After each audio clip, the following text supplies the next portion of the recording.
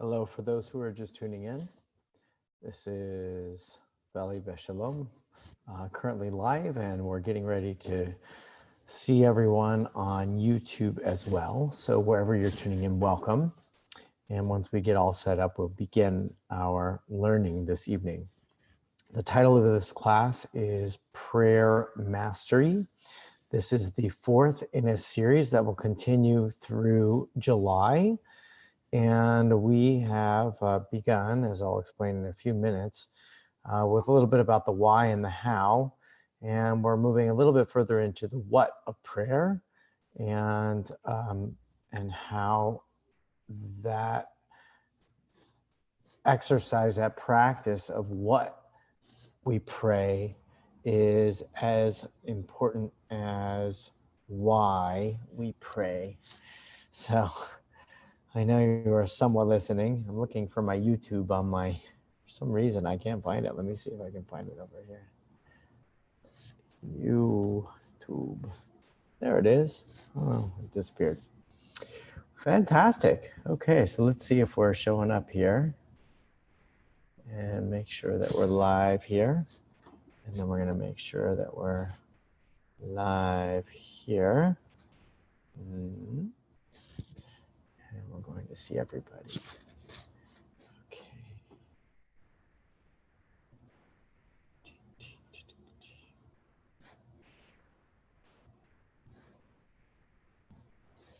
Okay. Oh, good. There we are over there. So it looks like we got some friends coming in there, and we got some friends here. Fantastic. Welcome. So as we are turning off the volume of everywhere else. Hello. So welcome to our learning of prayer mastery. Once again, I'm Rabbi Joshua Hoffman, one of the rabbis at Valley Beshalom. It's a privilege to learn this topic with you. We are discussing prayer mastery. And I think we're learning already that you can't easily become a master in the 6 or 7 weeks that we'll have our class together. However, I hope that our learning through a little bit of the why and the what and the how, that not only will you feel more prepared, more capable, but more embraced in this very deep and important part of the Jewish tradition, and really your own kind of like sort of need, a human desire to express a sense of connection, a sense of purpose. And we're going to talk a lot about that tonight. So just to bring everybody up to speed, if you're joining us and you have not yet been participating in the classes, and it's a great reminder for all of us because of what we've learned so far. So first we define what is prayer, tefillah in the Hebrew. And tefillah is to think, it is to supplicate, it is to hope, it is to expect for. And if you remember from that first class, we even took a twist of the root form of that word tefillah, which is to express wonder, from the Hebrew word felah. And the idea that we are somehow encountering the world with a sense of wonder, that's also a very prayerful act. And because there are so many definitions of prayer, as we learn, that means that what it is that we hope to accomplish when we encounter a prayerful moment may not necessarily be according to custom. There are things that we do as a Jewish community and that we have done as a Jewish community historically that have really defined what Jewish prayer is. We have a thing called a minyan. We have books called sidurim, and we have words in the books which follow a certain course. And those words themselves and the themes or the concepts that they express is something that we spend a great deal of time focusing on. And we learned as well about intention, that in order for us to pray, we have to have a certain reverence. And if you remember from one of the earlier sessions, we learned that you're not allowed to recite the text that we're going to study tonight, tefillah, ha-tefillah, the Amidah. You're not allowed to recite it unless you have a reverent state of mind. In other words, you're not allowed to recite those words unless you have a sense that the words that you say, you mean.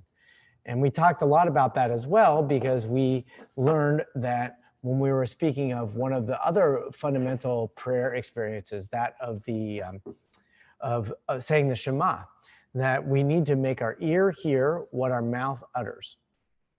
And that concept of prayer, so first of all, remember the definition: thinking, expecting, hoping for, supplicating, right? Getting to a sense of like preparedness, mental preparedness, even emotional preparedness in which to express that. And then being able to say that once we are prepared, that what we utter, the words that come out of our mouth, is what we hear in our ears, that there is a continuity, there's a certainty about what we're expressing. That is the goal of prayer. And that goal is not something that just happens on occasion, but it's something that we are compelled to experience and encounter up to 3 times a day. And then we get to this part that we're going to be studying tonight, which is about the Amidah, and it's a little bit more about purpose, right? So what is the purpose of prayer? If you remember from last week, we talked about a little bit about like what makes a prayer Jewish. And we explored some of the themes of what makes a prayer Jewish, and talked about the idea in the Shema that you're supposed to pray b'chol levavcha, b'chol nafshecha, u'b'chol me'odecha. That you are supposed to act in the world with all of your heart. Okay, and we talked about all of your heart means the sort of the good and bad, and that what you're grappling with. It means all of your soul, right? It's not only the mental experience, but also your emotional experience. Okay, it's even the soul experience, and then all your might. And that's not only all of your physical might, but it's also your capacity to translate your body into action. And that is a very, very important practice, right? Because we know that we are very grateful if our bodies are, they are responsive to our commands as we expect them to respond. We know that our bodies can do some pretty extraordinary things.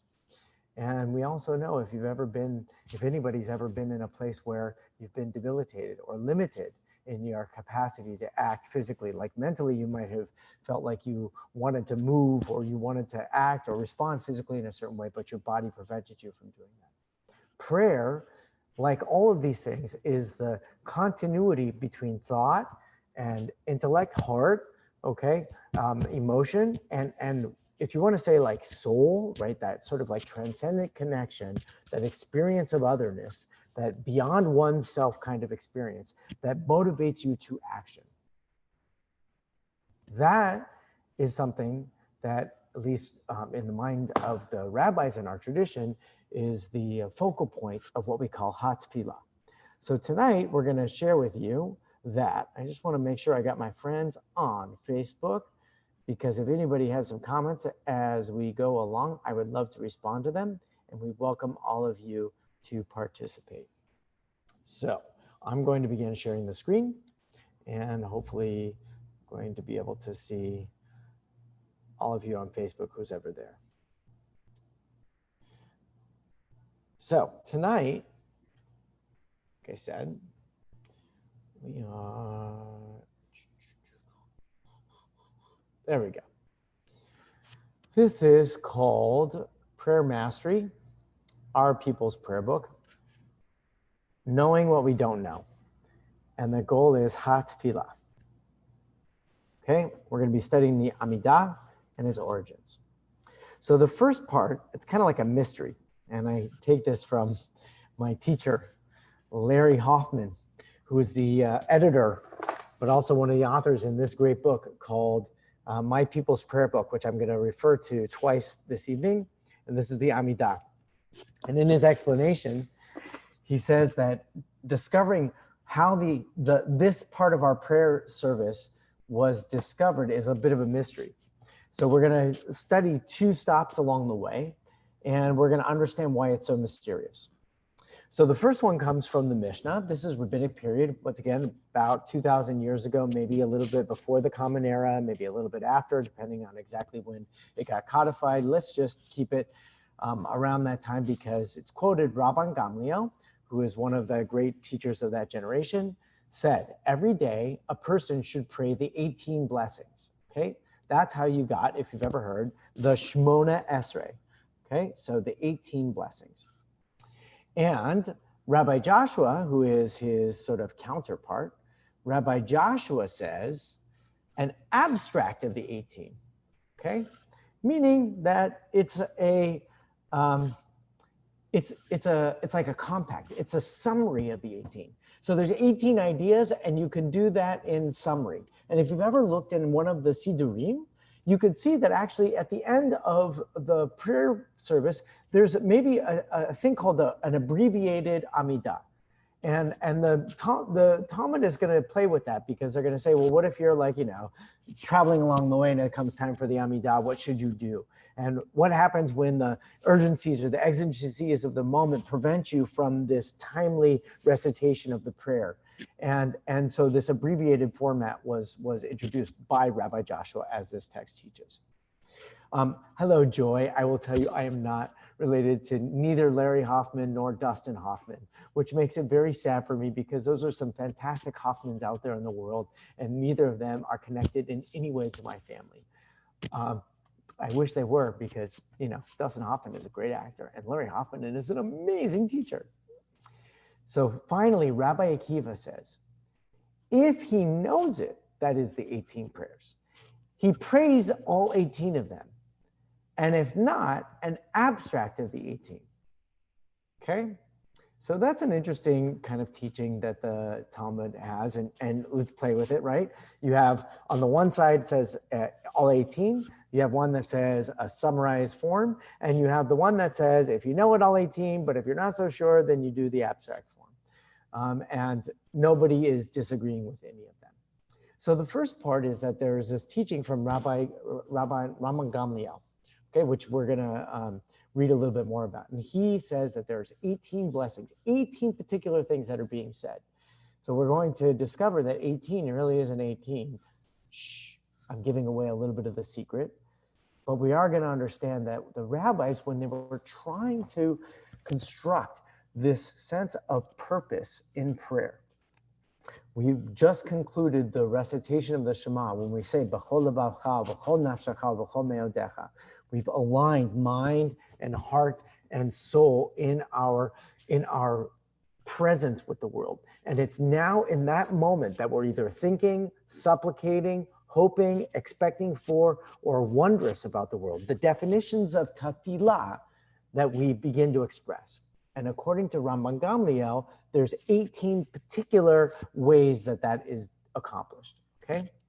The very fact that Rabbi Joshua introduces an abstract already gives us a hint that we're going to read in the next text. Okay, the hint is that 18 may very well have been a suggestion and not an absolute certainty, which is why you will hear whenever you enter into a prayer space led by a congregational leader, that the congregational leader typically will say, and I put my hands up to say not everybody says this, that typically they will say, pray the words of the Siddur at your own pace, or pray the words in your heart. And you might think, well, that's just Reformed Jews talking. You might think that that's just, rabbis looking at an American Judaism and recognizing that the prayer connection, the tefillah connection that was codified in the Mishnah and the Talmud thousands of years ago doesn't speak to us today. On the contrary, I hope you hear that while the rabbis created a structure and a format, there is a lot more flexibility here. Even in this Mishnah, look at, say all 18, say an abstract form of the 18, or if you know what you're saying, you say all 18, but if you're not sure what you're saying, you say it abstract. Only that teaches us that there's not just one way to pray. Okay, let me go to the next text and then I'll stop for a minute. And I would love to hear any comments as we're going. Hello, my friends. Mark Biller, shalom from Queens, New York. Suzanne Gallant, my dear friend. Very good question. I'll tell you what, I hope I started to answer that a little bit, right? So Suzanne Gallant says, why don't we pray in English if it's in the United States? Let me read this next text and then I'll come back to that, okay? Because that's a very, very good point and a very good question and really tries to help us understand what it is that we're doing here. Okay, the sages taught. This is from the Talmud Brachot. I hope you can see it. Shimon HaPakuli arranged the 18 blessings, okay? So now there's this Rabban Gamliel who said, way back in the day, there's 18 blessings. And then there's this one guy, Shimon Hapakuli, who I believe is only mentioned in the Talmud for this very one instance. And Shimon Hapakuli arranged the 18 blessings. His job was to figure out what are the 18 and which order do they come in, okay? Before Rabban Gamliel, who was the one who said there should be 18 of them in Yavne, which is where the sages left after the destruction of the first temple, okay? Due to prevailing circumstances, there was a need to institute a new blessing directed against the heretics, okay? That's the interpretation. That's why it's not in bold, okay? So now Rabban Gamliel said to the sages, is there any person who knows to institute the blessing of the heretics, Birkat Haminim, a blessing directed against the Sadducees? In other words, 2,000 years ago, as Rome was conquering the land of Israel, as the Jews were exiled to Yavne and then later to Babylonia, Rabban Gamliel goes to his Sanhedrin, his group of rabbis, and says, make a prayer format of 18 blessings. And one of his students, disciples, Shimon Hapakuli, comes back and says, here's the 18. And then somebody says, wait a minute, isn't there something that we should be saying about those guys? Is that part of our prayer? Shouldn't we say like the heretics should also be punished? Okay, this is the question, and we'll explore it a little bit later. Shmuel HaKatan gives a response to that question, who was one of the most pious men of that generation, so it is said, stood and instituted it. In other words, there might have been some discrepancy about praying a prayer in our moment when we're connected, mind, heart, and soul, b'chol levavcha, and we're ready to kind of like take all of our being and transform it into action, that we would not say something that would ask for God's intervention for those who seek to undermine us, the heretics, so they say, okay? This is like one of the foundations of why we have a prayer Amidah service. This is where some of the origins of this text come from. Let me finish the last part, and then we'll go back to what Suzanne was saying and any other comments, okay? This is the part that I think is great, because if you've ever studied this before, we usually stop it right there. That's usually the boring part, right? The boring part is there were 18 prayers instituted. They really were 19. We're going to figure out what the 1819 is all about a little later. But, just goes to show you that the rabbis, they said 18, could have been 19. For all that we say, it could have been 1. For all that we said, it could have been 342. So the Gemara relates, the next year, when Shmuel HaKatan served as the prayer leader, he forgot that blessing and scrutinized it in an attempt to remember the blessing for 2 or 3 hours, and they did not remove him from serving as the prayer leader. Now, pay very close attention. This has been recorded in the text that is going to have almost as much sanctity as the Torah. And we still read this text thousands of years later.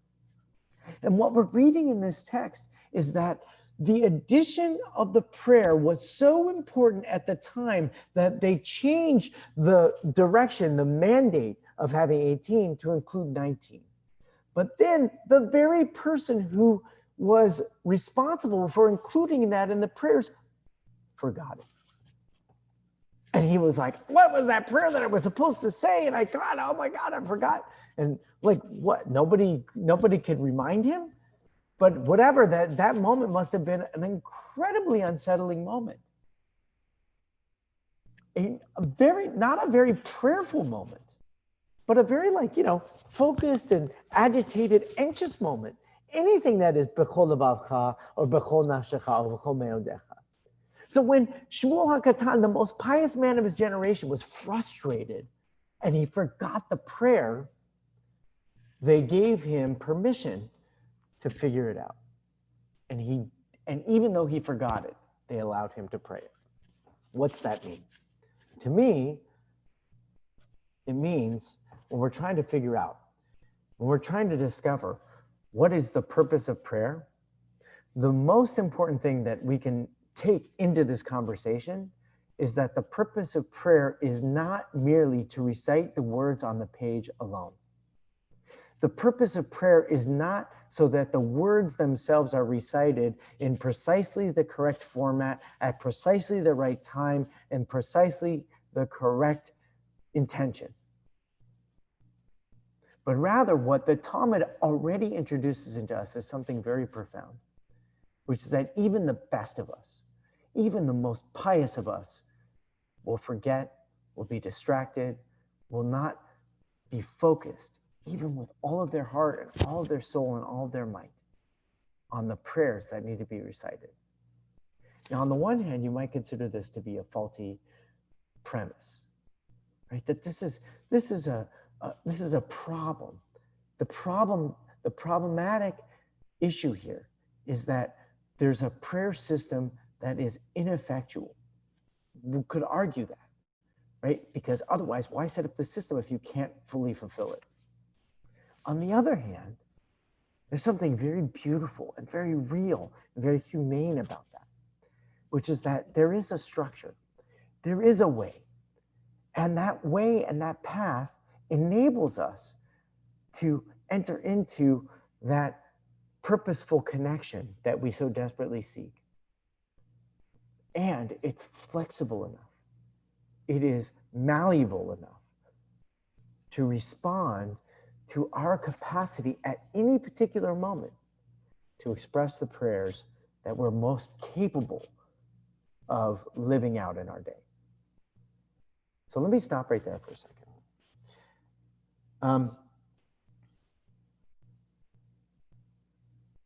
Suzanne, my beloved student, asks, if we're supposed to pray with intention, why in the United States do we not pray in English so that everyone can understand what is going on? I feel that numbers of people do not come to synagogue because they don't understand what is going on. So part of what I'm hoping to accomplish in our class tonight, and I think is something that we need to continually discuss, that we don't talk about enough, is to address this very same issue. So let's presume for a moment that historically people knew how to say what needed to be said.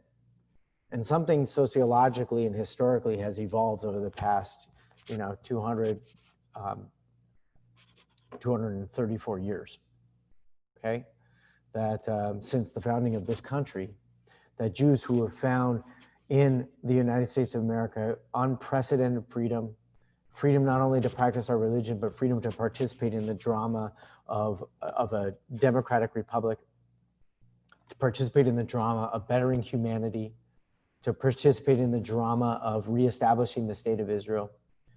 That along that journey of permission, we have perhaps forgotten or neglected some of that language, that literacy that we carried with us from our ancestors.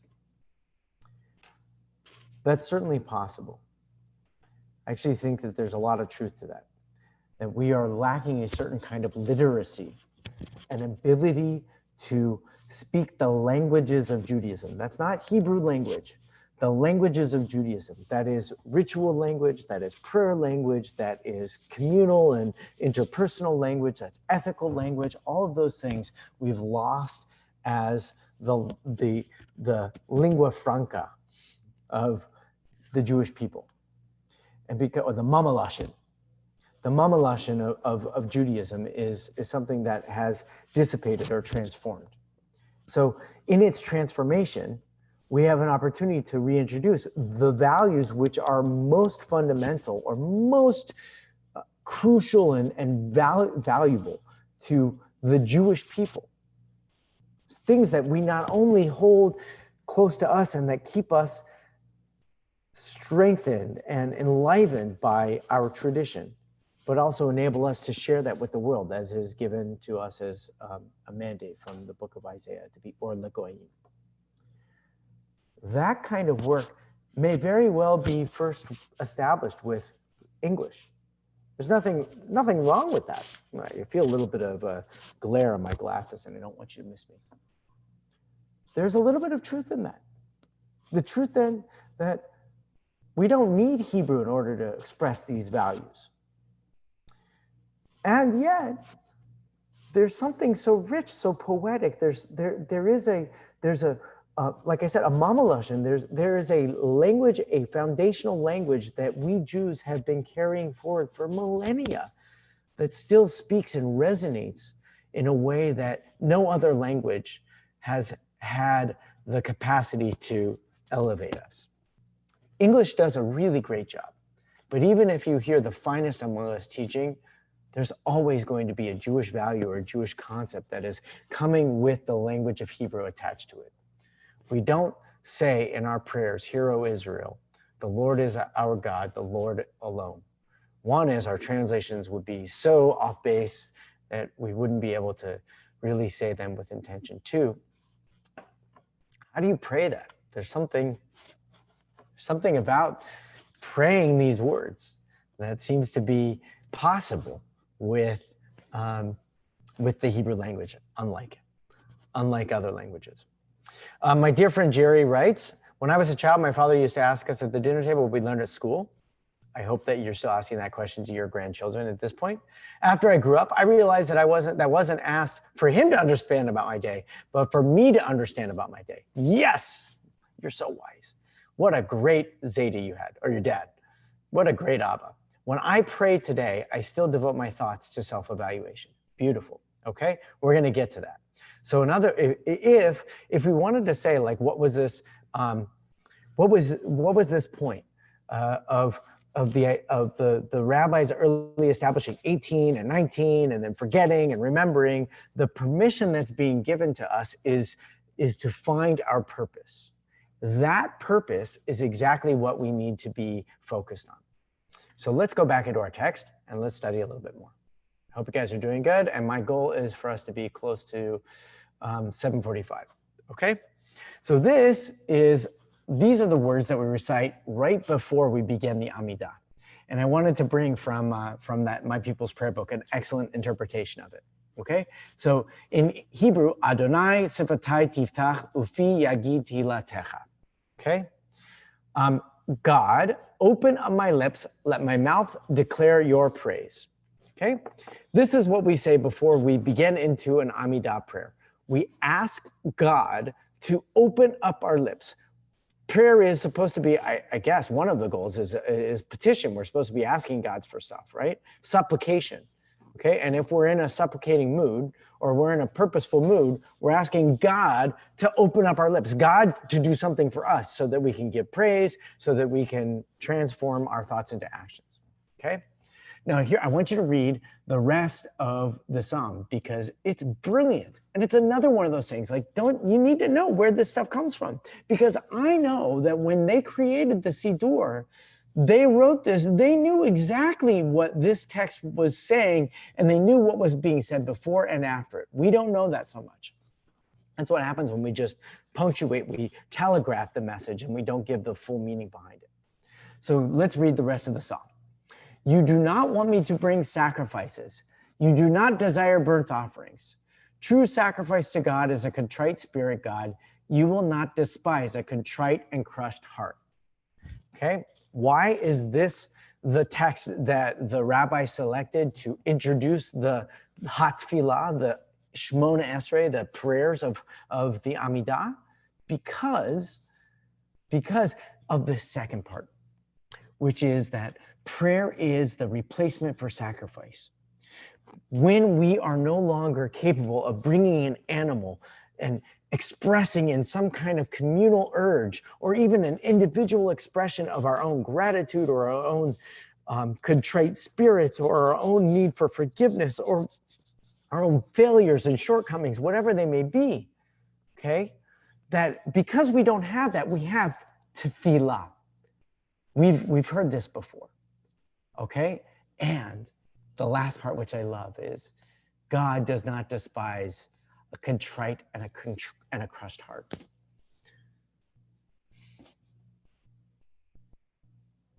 This moves me so much. Because I think that we live in a world that can't handle crushed hearts. The moment that we see somebody who has a crushed heart, we feel this like natural urge to bring healing and comfort to them. Or sometimes we're so fearful that we might say the wrong thing because maybe we know the person, and when we've tried to encounter them when they've been low, embarrassed, or saddened, that it's been in our fear for speaking with them that we don't say anything. And this idea that there is something, if you will, someone that doesn't despise that doesn't judge it or marginalize it, perhaps is the most important experience that you can accomplish in your prayer. To recognize that even if you feel so alone, you are not alone. Now, I want you to hold on to this and get to my friends, Rabbi Lawrence Kirshner and Nehemiah Poland, who write in My People's Prayer Book. I love this. So what he asks, they write, wouldn't it make more sense to say something like, here I am, God, ready to begin our conversation.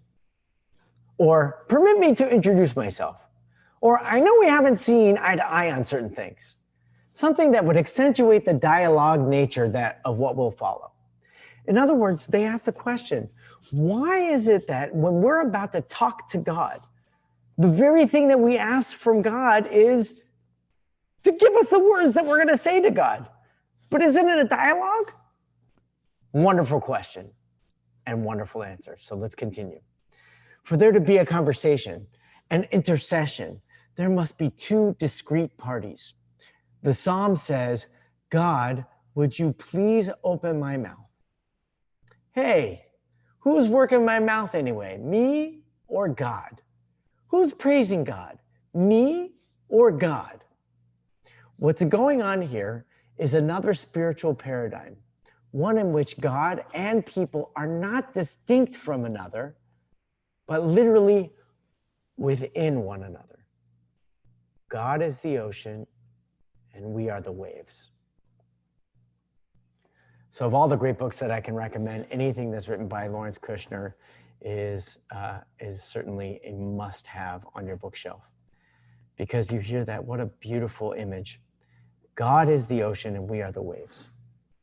God is the vast expanse, the seemingly endless expanse of water that encompasses the entire earth. And we are the manifestation of that. Waves are not separate and unique from that. We're the energy flow from that. We're the dynamic that is charted by the moon patterns that causes us to move and sway with winds and with the topography underneath the surface of the ocean, so that our waves crashing on the surface of the land, on the sand, really enable us to be the manifestation of the ocean, God's presence in the world. I love that. So when you say, God, open up my lips so that my mouth may declare your praise, what you're saying is, when you're b'chol levavcha, I can point it here, right? Because I used to think rabbinically that the lev was the mind. B'chol levavcha, b'chol nafshecha, uv'chol me'odecha. When it's all of your body and all of your soul and all of your might, that moment is the moment not when you are distinct from God. You're not separate in your dialogue from God. You are within God. And being within God, you are now going to have a conversation of what being in God means to you, because you are going to take God and carry it out into the world. How so? According to Rabban Gamliel and Shimon Apakuli, through 19 ways. Now, every Amidah, whether it's Shabbat, or it's Rosh Hashanah, or it's Yom Kippur, or it's Tisha B'Av, or it's Tuesday, all Amidot have 3 opening paragraphs and 3 concluding paragraphs. The only thing that we're going to deal with tonight is the concluding paragraph, and we're just going to introduce one more thought about it. So we'll talk about that because they're very beautiful and important, and it's an important conversation. But today I just wanted to focus on this concept of purpose, okay? And And the purpose of prayer is, as we've led up to this moment, is to be within God when we talk about these things. So if you see on the screen, 4 through 16, okay, they're the 13 middle brachot. 13, that's 3 before and 3 after, okay, to make 19. Our wisdom, repentance, forgiveness, deliverance, healing, prosperity, gathering the exiled, justice, punishment of the heretics, righteousness, Jerusalem and redemption, messianic hope, and hearing prayer. Okay? By the way, hello, Farzane. I see you now, and I see Sharon's comment. Yes, okay. Thank you for adding that, and I'm going to just try and break it down. Hopefully you've heard a little bit of my contribution to the last moment. I missed, it's been about 10 minutes. But the idea that there's 3 in the beginning and 3 at the end, and whether it's Shabbat or it's Yom Kippur, the 3 in the beginning and the 3 at the end are always the same. And in the middle, it just sometimes depends. During the weekday, it's these 19, or it's the 16 in the middle. On Shabbat, it's 1. Okay, on some other holidays, it's 3. And that's why there's a variety, because it's based on the timing. So I'll just give you a sense of what this is about so we can understand it, okay? So the first thing that we pray for when we're within God is wisdom, okay? The idea is, and the prayer is, Baruch atah Adonai chonen hadat. We are giving thanks to God for endowing us with wisdom. So there are times when we want to just be of the ocean. There are times when we want to just be. And be in a meditative place is, in the mind of the Buddhist, is complete negation of the self. Total negation of the self is to be not only all that exists, but also all that is transcendent in, in all the realms of reality as they might be understood. In Judaism, we look for the moments in which our knowledge is a knowledge shared with God, chonen hadat. We are given the capacity to know what God knows.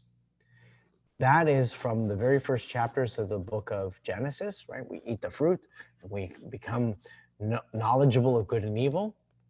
But we also, like in Abraham, we know what God's plans are, and we also learn from Joseph, who says, am I in the place of God? I don't know God. To Moshe, who says that not only do I know God, but God, I'm going to change your mind. You're going to change your mind, and you're going to do it because I'm asking you to do it.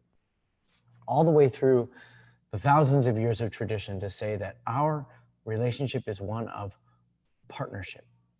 And the way of partnership begins with our knowledge, begins with our intention.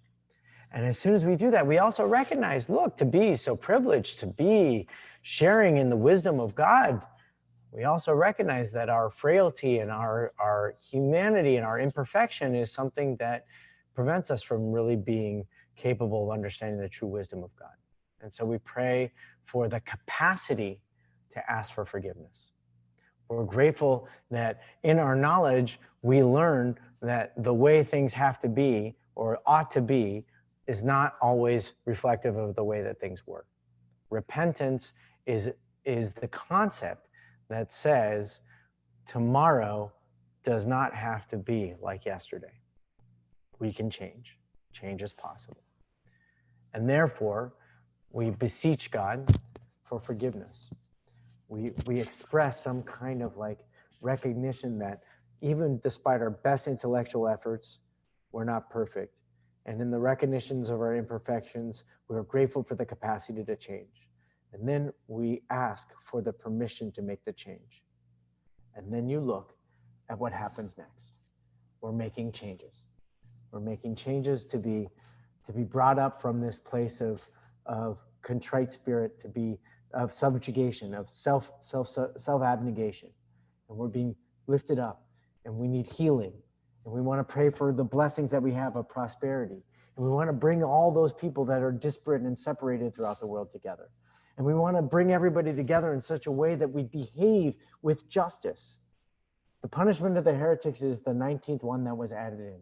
We want to recognize, at least according to this prayer, that there are those that, despite our effort to bring everybody together under the banners of justice, they still continue to act in a way that is contrary to that path of justice, that arc of justice that bends continually in each and every generation. And therefore we praise those who behave with righteousness. And we find ourselves situated in the place of wholeness, of reunion, of Jerusalem, shalom, redemption.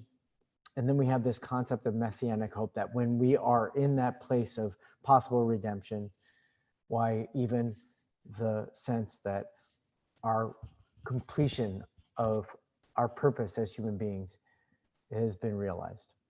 And so therefore we ask for God to hear our prayers. So this is a little bit about the 18, or the 19. And with recognition and respect, there's a lot to talk about it. And I will, if you're interested, and just tell me, like, if you're interested, we'll do a little bit more deep diving. It's a little bit technical, and I don't want anyone to feel overwhelmed by it. And honestly, to do it as it deserves to be done, each one of these could take an entire session to learn deeply. So I think that that's something to hold on to. But let me pause and just ask if there's anybody that would like to add any contributions with this. So Joy writes a couple things. Yes, let's go deeper. I love that. I sure wish the change could affect our racist society. So yeah, we're in a watershed moment, right? And what a beautiful prayer. You just prayed. I sure wish that change is possible to affect our society so that we all have the respect and dignity for every human being. All Black Lives Matter. I was down in the Inglewood area yesterday, and I'm driving down the street, and there is a predominantly African-American neighborhood, and there it says, all Black Lives Matter. To recognize that is like incredible, right? We just, almost want to shorthand it and say Black Lives Matter. It makes us sound still like we're saying, this community, which is marginalized and a minority in this country, well, they matter. And there's those that probably quietly want to argue to say, well, don't Jewish lives matter? And don't Asian lives matter? And don't other marginal groups matter? Don't Hispanic lives matter? And the point is that all lives matter. And what I loved about this is that all Black Lives Matter. That's the need for the moment. And you just prayed that. I pray for the change that we won't be living in a racist society tomorrow. Thank you for your comment. Any other comments? Thank you, Joy. Some pretty moving stuff. Let's get to our end. This is from Marcia Falk. So Marcia Falk is an interesting character. She is most closely identified with feminist thinking of Jewish prayer, in particular Jewish liturgy, and was really instrumental in introducing the feminine voice into prayer, but also as a feminist is trying to introduce into at least the academic circles, but also I think very much in the practical circles, the voice of the voice of the feminine. If you can be so specific about that. Basically the idea that there is, it's going to sound to us a little familiar to things, but you have to remember, that these were ideas that were beginning to percolate in the 1980s. And she was really on the vanguard of being able to say this. And the idea that, respect and dignity for all humanity is something that wasn't necessarily a patriarchal message. We were very good at dividing and separating and creating our tribes and creating our communities and our races. And look at what that's done for us. So look at what she writes here. Okay, this is about the last blessing of the Amidah. And it's a great place to end for today. Birkat Shalom, the final prayer of every Amidah. Surely the desire for peace is as acute as any human desire, as urgent today as it has ever been. Okay, remember this book was published in the late 99, late 1990s, 1998, okay? So she's saying, you know, in 1998, which was 22 years ago, 22 years ago, it said that it was as urgent today to pray for peace then. All the more so for us right now, right? Still keep to pray for peace. At the same time, she says, I cannot think of any single virtue or gift that depends more on our own actions or our own sustained and committed efforts, what some think of as our partnership with divinity, to bring it into being. In other words, there's nothing more important than praying for peace, but you can't pray for peace without doing something about it. It's the most dependent upon our actions. And the reason that she says it now is because at the end of what we've been studying, and I went through the middle blessings, you know, very quickly, all of those petitions, all of those requests, all of that focus and purpose direction that you are expressing in your standing prayer moment, whether it's in the words of the book or it's your own focus and purpose, that prayer of peace, that idea of being in partnership with God, that is something that comes from sustained and committed efforts. It is a basic human desire to make that happen. That's beautiful. So let's continue to understand what she says about this. The connections between our longings and our actions suggest that there may be a role for commitment in prayer. As one who feels uncomfortable with prayer as petition, I find that prayer as promise, the assertion of personal or communal commitment, is a meaningful alternative. Okay, so I love this because she's as modern as us as we can be. And Suzanne, do you see this? Suzanne, my friend, right? Did you see what she says? Because I think you resonate with this as well. The idea that, you know, we're uncomfortable with prayer's petition, right? Let God give us peace. God forgive us. God make us prosperous. God bring healing. This is my teacher, Rabbi Schulweis, who thought like some of these other thinkers. God is found in the moment when you say, God, bring healing through me. God, bring peace through me. God, bring prosperity through me. That when you pray that through me part and you turn this thought into action, that's tefillah. And that is the most important union of b'chol lebavcha, b'chol nafshecha, b'chol meodecha. It's the most important expression of open up my lips that my words may declare your praise, because my words, the words that come out of my mouth, what I'm expressing is my participation in the harmony of us being within each other. And as Rabbi Falk adds at the end, right? Prayer is a promise. It's not just to say that I wish that there would be change in the world. I wish that there would be peace in the world. I will make change in the world. I will bring peace in the world. That is a meaningful expression of what prayer is. And that's what Hatafila is all about.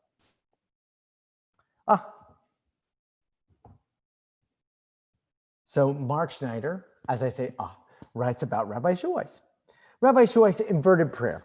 Okay, the prayer was to the God within and not out there. Where is God? So I hope, first of all, I hope you understand how I just described Rabbi Schulweis, because that's actually a more accurate description than what I think you offered is, it's not. So Rabbi Schulweis was of the school that thought that God is a verb. God is not a noun, okay? He had a whole theology called predicate theology, okay?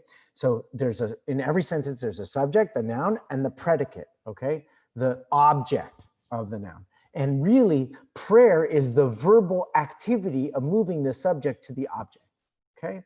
So if you want healing, he would say godliness, right? Healing is godly, okay? Lifting up the fallen is godly. Peace is godly. That's predicate theology. So he would say, where is God? God is, well, first of all, you know, he never really said, where is God? He talked about godliness, and he talked about, like, you know, from his teacher, the power or the sense that makes for possibility of change. That's where Rabbi Schulweis is going to identify God. You might identify God from a different place. And this might be a nice kind of layer or dressing or icing on the cake for your understanding of your theology. But for Rabbi Shoice and those who kind of are looking at having a problem with prayer as petition or praying for goodness and not seeing goodness when evil or wicked people prosper, recognize that one of the ways to deal with that is not to say that God is punishing the good people, or that God, it doesn't exist, or that God doesn't care, okay, which are some of the things that are arguments that would stand about why bad things happen to good people, or why do bad people prosper.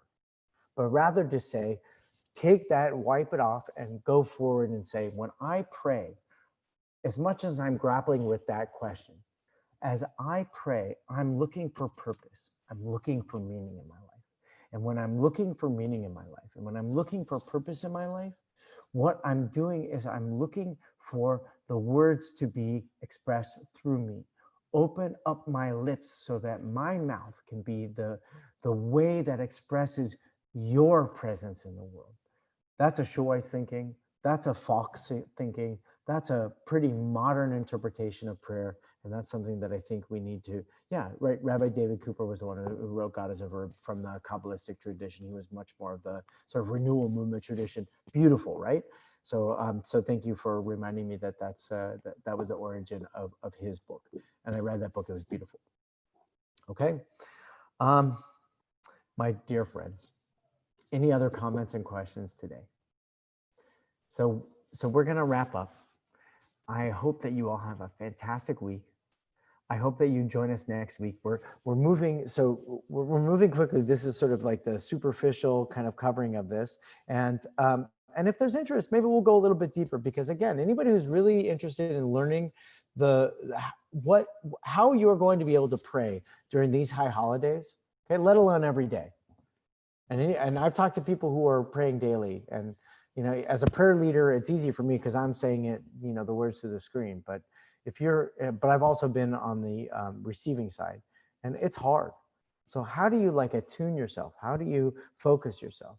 How do you stay connected to these themes that we've been talking about? That's worthy of our study and practice. And that is what becomes the subject of this class, Prayer Mastery. Thank you for joining tonight. Everybody have a great, great week. We'll look forward to seeing you. Thank you all for your wonderful contributions. Take care.